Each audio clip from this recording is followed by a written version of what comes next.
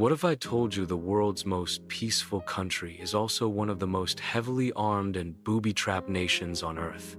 A country that has plans to literally blow up every single way, in and out. This isn't a movie plot. This is the shocking truth behind Switzerland's legendary neutrality. For centuries, we've seen Switzerland as the quiet neighbor, the home of luxury watches, delicious chocolate, and of course, super secret banks. They haven't fought a foreign war in over 200 years. But don't mistake their peace for weakness. Their neutrality isn't a white flag. It's a fortress wall made of mountains, guns, and gold. And here's why. Number 5. A fortress made by naturum. First, just look at a map. Switzerland is basically a giant, natural fortress. Surrounded by the Alps, invading it is an absolute nightmare.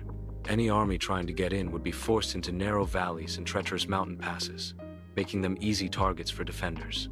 The Swiss have a name for this strategy: the National Redoubt. During World War II, while Hitler's army swallowed up the rest of Europe, they stared at Switzerland and decided, maybe not. The plan was for the entire Swiss army to retreat into a pre-stocked, pre-fortified network of bunkers deep within the Alps and fight from there for years if necessary. It's hard to conquer a country when you can't even find its army. Number 4. A nation of soldiers. Switzerland's neutrality isn't passive, it's what they call armed neutrality.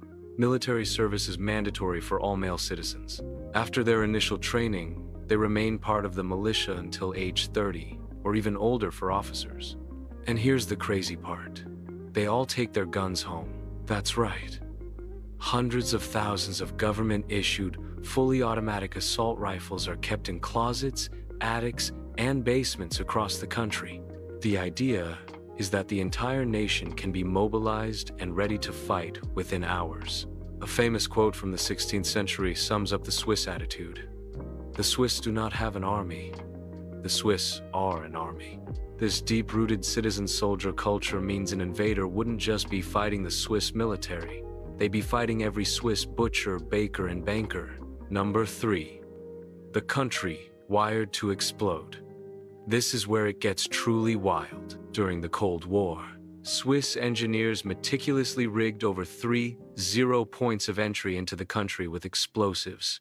We're talking bridges, tunnels, roads, and railway lines. If the Warsaw Pact ever decided to roll its tanks through, the plan was to detonate everything, sealing the country off and turning those beautiful mountain valleys into death traps. Think about that.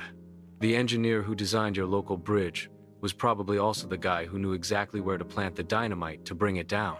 Many of these demolitions are now being decommissioned. But for decades, Switzerland was essentially a self-destructing nation. It's the ultimate you can't come in policy. Number 2. The fearsome mercenary past. Before they were famous bankers, the Swiss were famous for being Europe's most feared and sought-after mercenaries. For nearly 400 years, from the 1400s to the 1800s, Swiss soldiers of fortune were the elite warriors of their time. They were known for their brutal effectiveness and unbreakable discipline, especially with their signature weapon, the pike. They fought for kings and popes across the continent. In fact, there's one group of Swiss mercenaries still in operation today, the Vatican's Swiss Guard. Their colorful uniforms aren't just for show. They are a direct legacy of this fearsome martial history. The philosopher Machiavelli once wrote, "The Swiss are the most armed and most free." He understood that their strength didn't come from kings, but from the people themselves being masters of war. This reputation made other countries think twice before messing with them. Number 1. The world's banker. So why did they stop being mercenaries and start being neutral? Simple. It became more profitable. In the chaos of Europe's wars, Switzerland realized it could offer something unique: stability and security. Their neutrality, backed by their impossible-to-invade geography and well-armed population, made them the safest place in the world to store money. This is the ultimate genius of their strategy. By becoming the banker for everyone, including warring nations, They made themselves too valuable to attack. Why would Germany bomb the bank where its own leaders were hiding their gold? Why would the Allies risk destabilizing the entire global financial system? Swiss neutrality isn't just a political stance. It's the world's most successful business model.